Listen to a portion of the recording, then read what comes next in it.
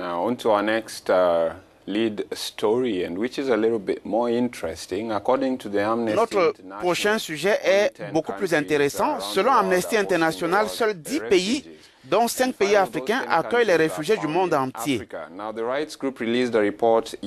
Les associations des droits de l'homme ont publié un rapport indiquant que les pays riches préservent leurs intérêts égoïstes et manquent de leadership en laissant la charge de 56% de réfugiés aux pays qui détiennent à peine 2,5% du PIB mondial. La Jordanie est ainsi le premier pays d'accueil avec plus de 2,7 millions de personnes fuyant leur pays à cause de guerre et de persécutions. Viennent ensuite la Turquie, le Pakistan, le Liban, souligne le rapport établi sur la base de chiffres du Haut Commissariat aux réfugiés notamment. En Afrique, une poignée de pays accueille aussi un grand nombre de personnes en quête de protection. C'est le cas de l'Éthiopie avec 736 000 réfugiés, du Kenya avec 554 000 et de l'Ouganda avec 477 000. Il s'agit tous trois de pays voisins de zones de conflit qui sont contraints d'accueillir la grande majorité des réfugiés selon l'ONG. Nous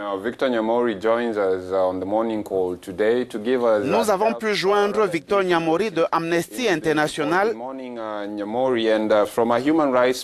Dites-nous, Victor, du point de vue des droits humains, quelle est d'après vous la situation actuelle des réfugiés dans le monde?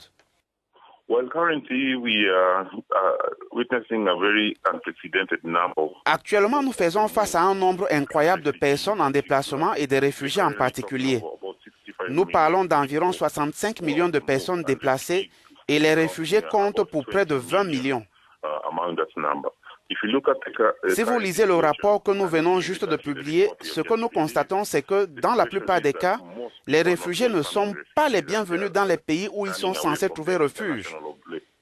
Et de nombreux dirigeants se détournent de leurs obligations internationales concernant la protection des réfugiés. Donc, à l'heure actuelle, la situation est assez grave.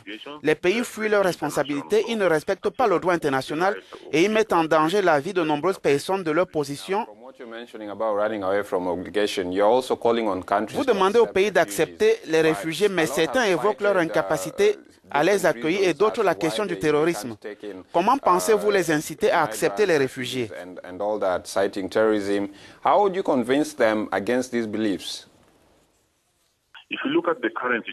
Si vous regardez la situation actuelle en référence à ce que nous avons publié, le rapport indique essentiellement que la plupart des pays ayant le PIB le plus élevé, donc des nations riches, reçoivent très peu de réfugiés par rapport à celles qui ont un faible PIB. Si vous regardez le nombre de réfugiés africains ou qui ont trouvé refuge en Afrique, comparé à ceux qui ont rejoint les pays riches occidentaux, il est très faible.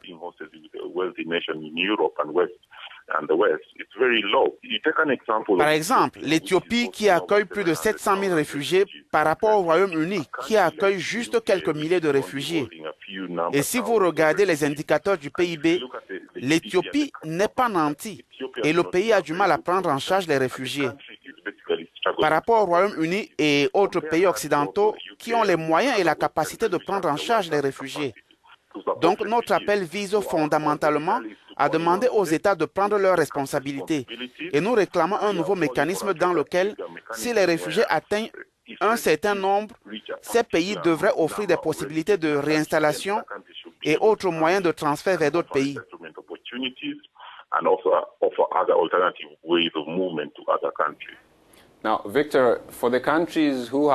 Victor, pour les pays qui refusent d'en accueillir, y a-t-il des sanctions prévues ou bien vous interpellez juste leur conscience?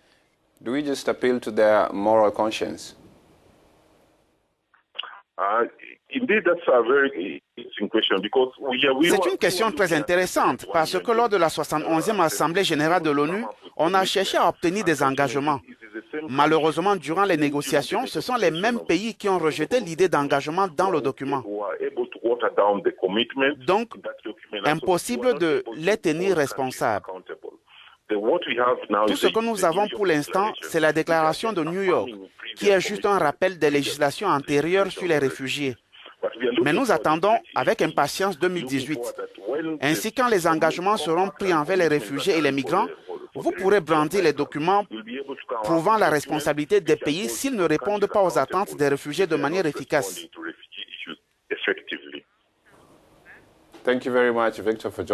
Merci, Victor, d'avoir été avec nous dans cette émission.